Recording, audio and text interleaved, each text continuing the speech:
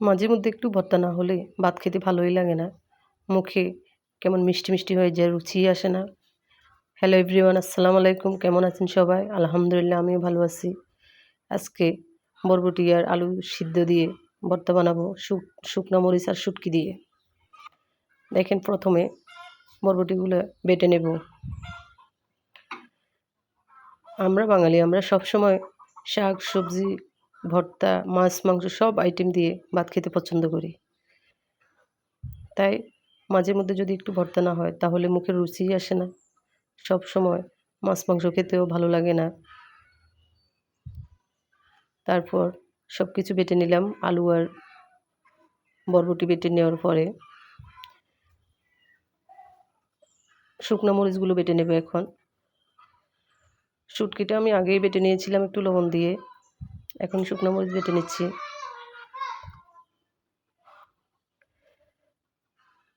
শুকনো মরিচ বাটার পর সবকিছু আইটেম একসাথে মিশিয়ে নেব। কাঁচা মরিচ দিয়েও ভর্তা অনেক মজা হয়। তারপর আমার কাছে কিন্তু শুকনো মরিচ দিয়ে ভর্তা খেতে অনেক মজা লাগে। পেঁয়াজ কুচি দিয়ে দিলাম। পেঁয়াজ কুচি বেটে মরিচের সাথে একসাথে মিহি করে নিলাম এখন। সেই বরবটি আর আলু আর শুকনো মরিচ বাটা সেগুলো অ্যাড করে নিচ্ছি। সব কিছু মিশিয়ে একসাথে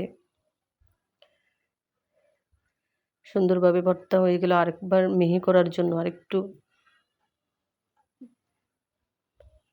আরেকটু বেটে নিলাম। দেখেন মানে ভর্তাটা যদি একেবারে একদম মিহি হয় তারপর ভাত খেতে ভালো লাগে।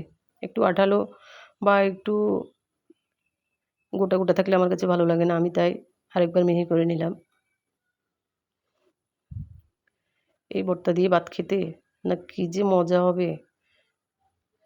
দেখেন শিলের উপর দিয়ে দিলাম ১ চামচ ভাত। সেই ভাত দিয়ে ভর্তাটা মেখে নিচ্ছি।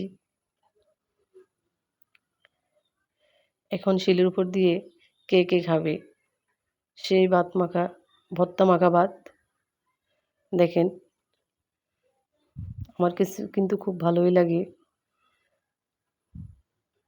আপনাদের কাছে কেমন লাগে আমি জানি না।